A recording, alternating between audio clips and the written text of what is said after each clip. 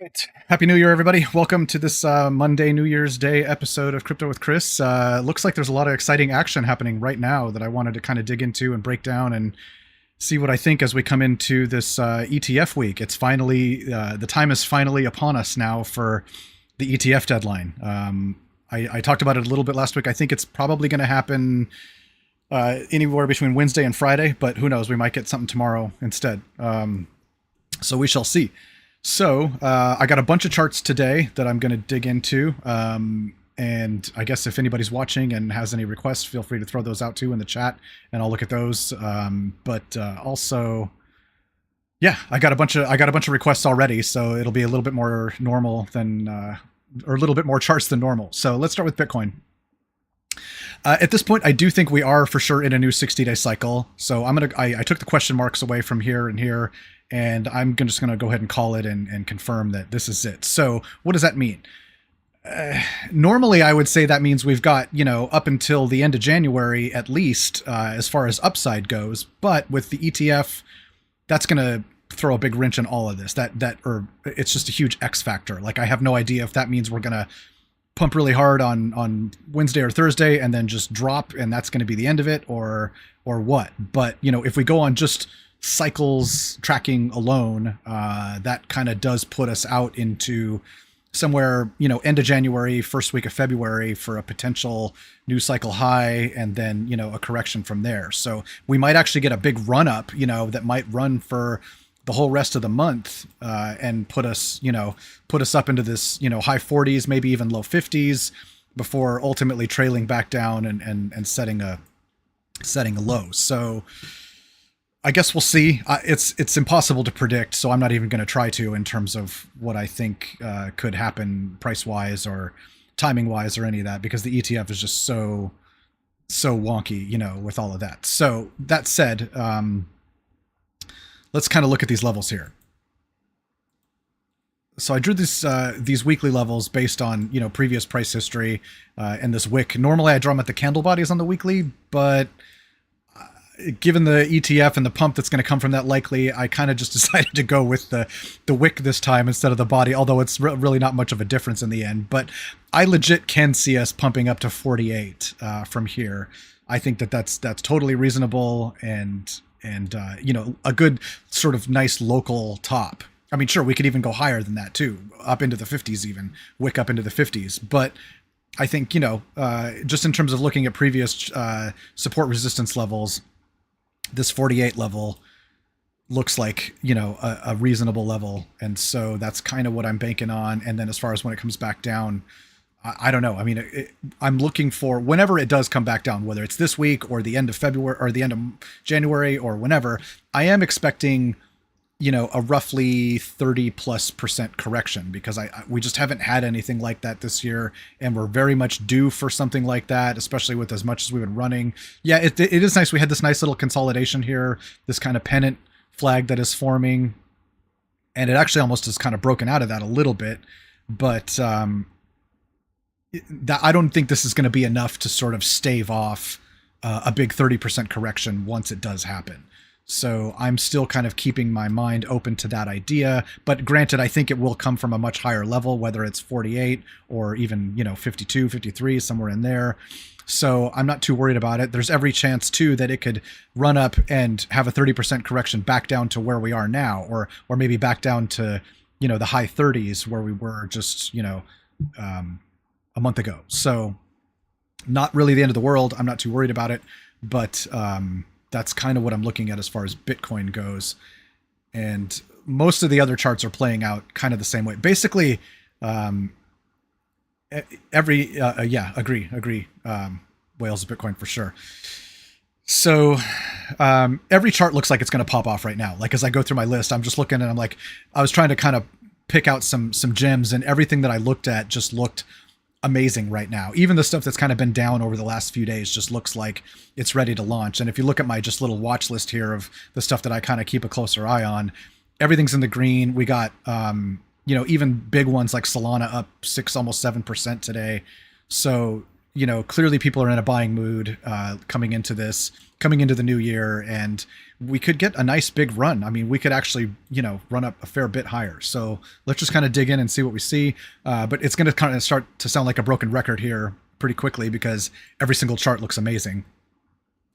Actually, I want to look at ETH Bitcoin particularly because, I mean, ETH, yeah, it looks good on its own and money is coming back into ETH, but I don't know if we'll get one more, like when the ETF announcement comes. I don't know if I probably bet a lot of these alts are going to print a big red candle on the day or maybe even the week as Bitcoin pumps. So we might get a wick like this, one more wick, kind of big wick down on the ETH. But then after that, I think ETH could run because I think as soon as the Bitcoin ETF sort of gets approved, that's just going to pave the way for an Ethereum ETF to follow in pretty short order. In fact, some of these Bitcoin ETF applicants have already applied for an Ethereum spot ETF while they're at it at the same time.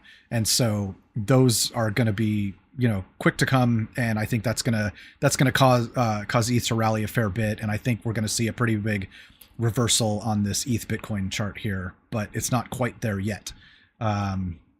Looking at Solana, I thought Solana was going to do a little bit more of a pennant pattern, kind of like how Bitcoin has done. Actually, let's look at Bitcoin on the daily because it's a little more defined. But yeah, it's sort of done this wave, although it has, like I said, broken out of, if this was the point, it's definitely broken out to the upside. But Solana didn't quite do that. It just kind of leveled off, kind of stabilized, and now it's got a big green candle back up. And so yeah, again, all these charts look amazing. They're all going to rocket. I'm still looking at 136 as my projected kind of peak, but that could easily turn into, well, a couple things here. 136 definitely, it's going to hit. Is it going to bounce there is the question, or is it going to push through? And if it does push through, where's it going to go?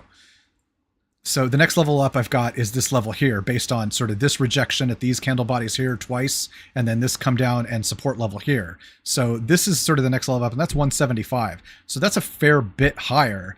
And it's funny looking at this now, what is, this is 58.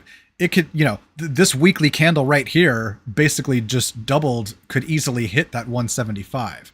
And what would that put us at actually from right here? That's a 61% gain. So not out of the question for Solana to come up to 175 in the short term. Obviously I still think 136 is much more realistic, but 175 is in play for me. I do have a small sell order to take some profit at 136 because I think that that's still up a good bit from where we are now, and I think that the odds of that hitting are very high. And I think that's a good, nice, clean level to kind of get a little bit and take some off the table for the moment. But I'm definitely only taking a little bit off, and I'm certainly going to let the rest ride. And if it gets up to 178, I'll take that all day long. So yeah. And of course, this is still early. I mean, obviously, I think that we're going to blow past the all-time high, this year for sure. So, in fact, if it comes up to 178, all-time high isn't that far away from here. So, yeah. What do we got next? BitTensor. So BitTensor's been interesting. There's a lot going on there. BitTensor announced a big, kind of controversial announcement saying that they're going to make it so that subnets, people that are running subnets on the BitTensor blockchain, can create their own tokens. And it caused a bit of a scare because initially people thought that was bearish for the actual Tau token, the BitTensor token itself, because they thought that it was going to dilute it. But I think that the way that they're structuring it ultimately is going to be very bearish because they have to provide liquidity. Anybody that creates a token on the BitTensor network has to provide liquidity using the BitTensor token itself, 50%, in the LP. So that means that there's going to be more BitTensor being locked up and actually create even more scarcity for the Tau token. So ultimately, I think it's good. the full details of this announcement aren't going to come out until I think January 9th, they said, is when it's scheduled. So in the meantime, this is just going to go sideways, I think, until all of those details come out and everything's sort of fleshed out and everybody kind of stops freaking out. But a lot of people panicked initially and resulted in this big sell-off. But big sell-off, I say, but it's only down, what, $40 from where it was. So it's not a big deal. Ultimately, this is fine. I still think this is a strong project. And from what I understand about how the tokenomics are going to work out with the update, I think it will only prove to create more scarcity for the Tau token. And it's already so locked up anyway to begin with. Like 90% of the token is staked already. And so it'll be a good thing. This is just a lull, and I'm not really worried about it at all. And this is a long-term hold for me. So I don't really look at the chart so much in terms of short-term price action.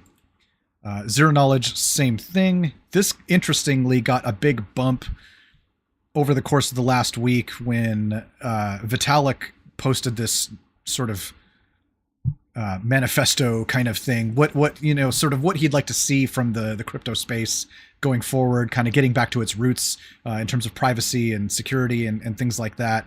And sort of, it sort of has branched or deviated too far into the world of financialization. And, now we got traditional finance coming into it, and it sort of is losing its original sort of core sort of ethos. And he was wanting to get back to that. And a lot of people sort of connected what he was saying to what they're doing here at Zero Knowledge Network. And that has resulted in some really big pumps over the last few days. And I read it. I personally didn't see the connection. It's not like he explicitly mentioned Zero Knowledge Network or made any kind of direct connection to it, but somehow a number of people inferred it, and it caused a big pump in the price and actually came up, and it didn't quite poke a new all-time high. It got within like a few dollars of it. And it's, got rejected a little bit, but it's definitely got momentum and it's going in the right direction. And they're doing a lot of really great stuff over there. So I'm super excited for these guys here coming up in Q1. They've got a bunch of new releases and upgrades coming out. Hopefully they'll be launching the test net for their mainnet, and they're working on putting out a hardware device that will work as a validator node and also like a VPN and a router hardware device all in one. So I'm super excited about that. Also, I noticed the bull market support band. Finally, there's enough price history now that we've got, 20-week moving averages that we can start factoring in. So we have a little bit of a bull market support band starting to form here. Normally it looks like if we go to Bitcoin, it's this long thing that, follows price action all the while. But if you don't have enough price action or price history, you just have this tiny little line here. So, but it's nice. I'll take it. We're above it. That's all you need. So, that's what I like to see. And, so far so good there. Bonk. I'm kind of off the memes at the moment, just personally, because I'm really kind of consolidating into my bigger plays until after the ETF dust settles. So I didn't want to be too far out the risk curve in like super volatile meme coins that you can't really do any kind of analysis on. So, I'll look at the Bonk chart here. It actually does look like it is starting to form a bottoming pattern. This is Bonk against Solana, not really doing great against Solana. So if you're sitting on Bonk for the last, I think this is since the Coinbase launch. So yeah, starting since the Coinbase launch, you're losing out if you're holding on to Bonk against Solana. So not great.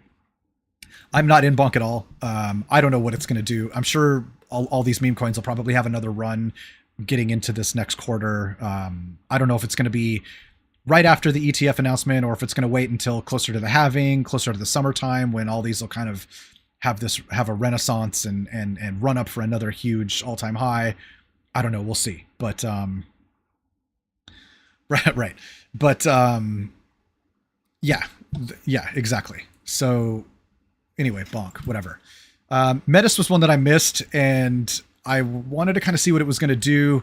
And it looks like, obviously it looks like it's going to run now, as do most of these. This was an interesting correction because really it barely just came back down to the 10-day moving average and has since just took off. So I'm not going to buy into this right now, even though this is probably a decent entry because it's sort of right back up where it was. Clearly it's going to bounce. Clearly it's above average volume on the day. But I think all of this stuff is going to bounce. I think across the board, sure, some stuff is going to bounce more than others, of course. But I don't want to mess with... The only reason I don't want to mess with stuff like this right now is because I think that we could get a pretty big correction, and it could be soon.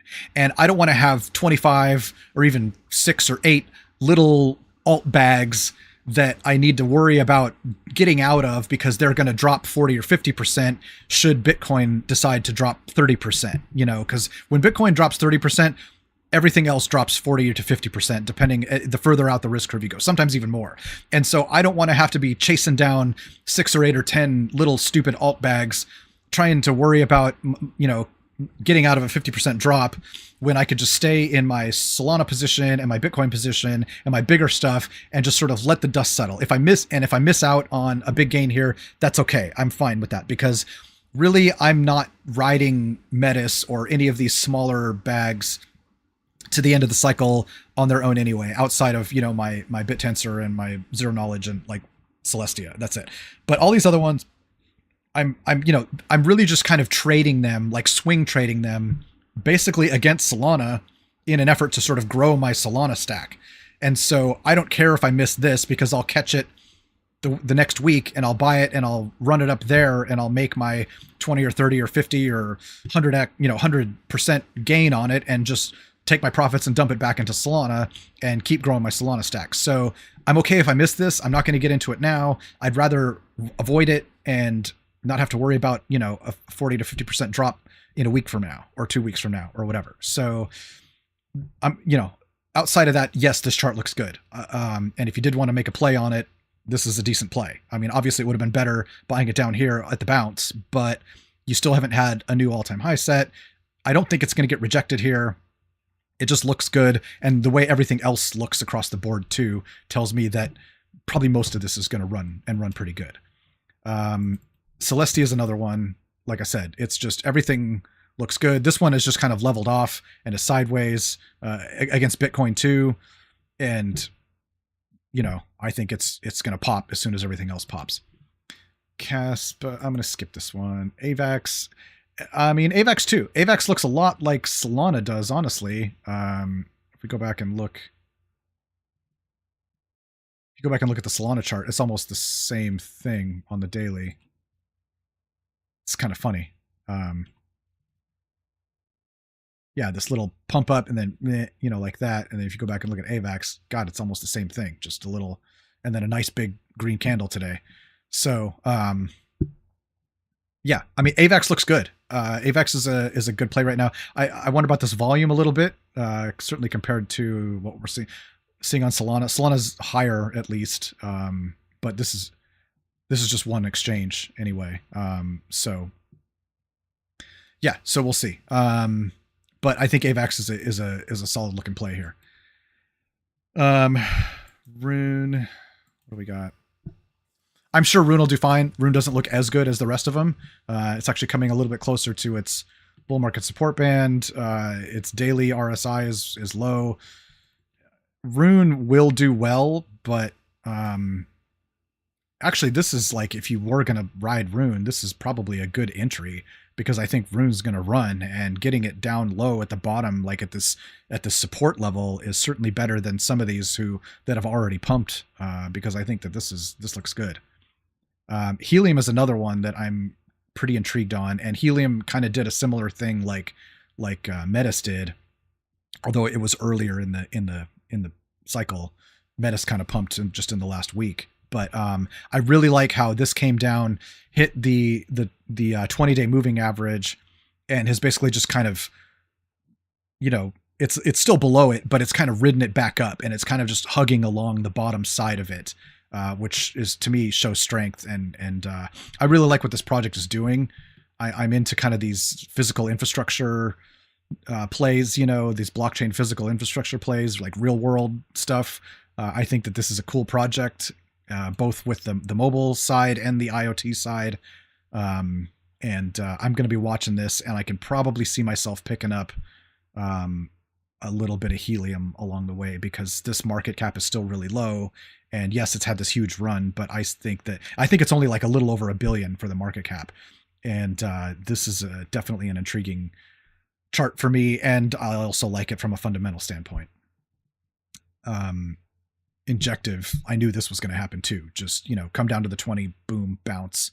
This chart is just looking ridiculous all year. I think this is another really solid play to have as like a little bit higher beta play to, some of the higher market cap alts like Ethereum and maybe even Solana. It might even outpace Solana on the year. I don't know, but it looks really good. Pocket actually is another one that jumped out for me today that looks really good too. It actually, here was the previous high going back in December, and it's kind of broken out from its previous local top, and it looks ready to run. And then if you look at it both on the Bitcoin chart down here, it's blowing up, and then even on the Solana chart, it's kind of leveling off and looking like it's going to outpace Solana here for a bit too. And so Pocket is another one that's definitely got my attention at the moment. In fact, if I was going to do a short-term play right now, Pocket might be one that I would jump into. And honestly, Pocket's probably a good long-term play for that matter as well. But I think this chart looks really good. I like this, hugging along this resistance level for a minute, and then now we've got a solid close above it yesterday, and it just looks like it's wanting to run again more today. So this is nice. Jeto is interesting to me because I thought that it would have a little bit more juice than this, but it really just kind of launched out of the gate. Everybody got their airdrop, and it's just kind of petered back out. Now, of course, this is going to bottom out at some point soon and level off and run back up, because I do think that there's a market for this too. But it's just kind of done nothing. Let's move over to some of these other ones here. Optimism is one that broke out over the Christmas weekend and really has continued too. It was like Metis. It did basically what Metis did. It pumped really good. So this is a sign that the ETH ecosystem is kind of coming back into favor. People rotated out of Solana after Solana went nuts through pretty much all of December. And right at the last second, they all kind of jumped into the ETH ecosystem and Ethereum itself. And you saw stuff like Metis pump. You saw stuff like Optimism pump. Arbitrum didn't quite get as much of a pump, but it still did. And, I think that ETH definitely is on people's radars right now, because, this is up, upwards of 10% today. So that looks really good too. Dang, Mina's another one. Mina actually had a tie-in with, I forgot now, was it Metis or something? or Cardano. Yeah, it had a tie-in with Cardano, but also maybe even it had a tie-in with Zero Knowledge Network also.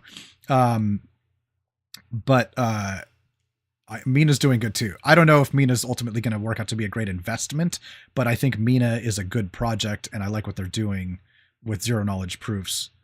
And this one's been on my radar really since the last cycle. I've been watching it since it launched because I thought that it had good fundamental potential. Some of these other ones that I had requests for. So Sui looks good, but it's lagging behind a bit. Really, it's only this far above its bull market support band.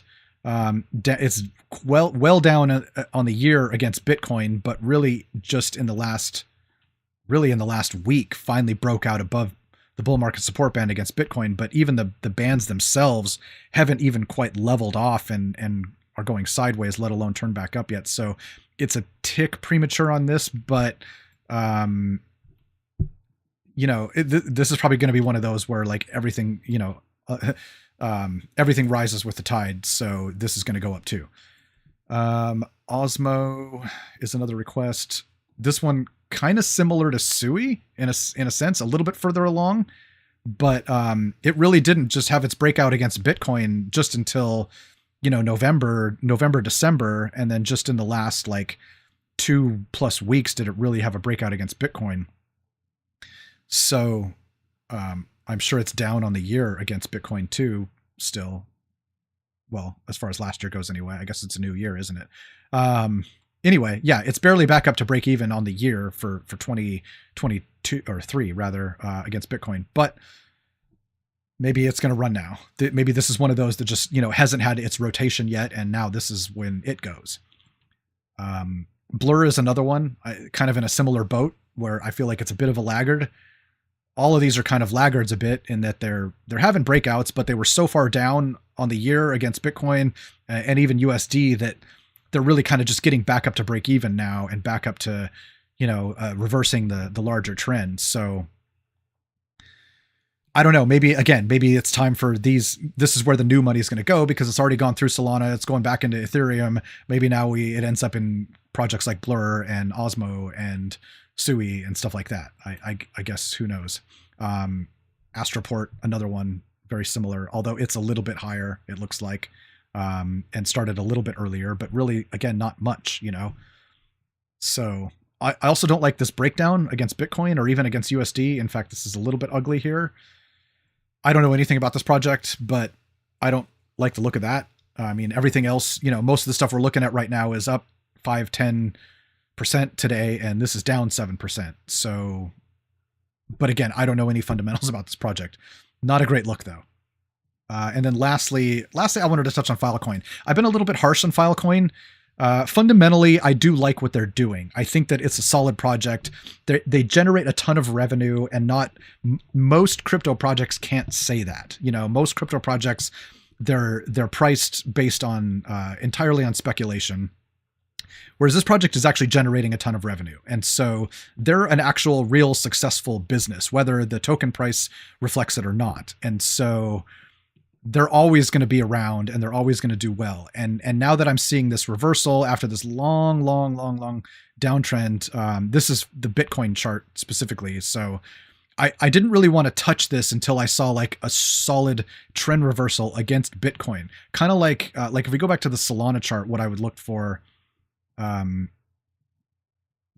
I missed a little bit, but if we look at the Solana Bitcoin chart, for example, it was in a huge downtrend against Bitcoin for a while, like going into July, like summer, and even this downtrend, it didn't really break out of this channel, honestly, until September, even though, it had technically gone sideways, since 22. It set lows, it set huge lows, and it continued to get rejected by the top side of this channel until really September. So I wanted to, before I really kind of went into Solana with any amount of size, I wanted to see this band level off, and I wanted to see price start closing above it and holding it as support, and then the band itself resume up to the upside. And then once we did that, I knew it was kind of off to the races for Solana. And so that's kind of what I've been looking at with Filecoin here. I wanted to see something similar. And really, we haven't. You could argue that maybe it's gone sideways since June.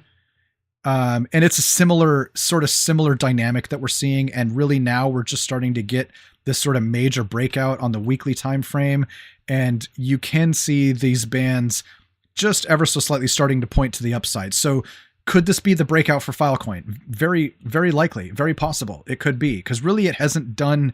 It's like, it kind of leveled off here back in this stage, but the top band never did. It was always in a solid downtrend the whole time. And so now we've got both of them.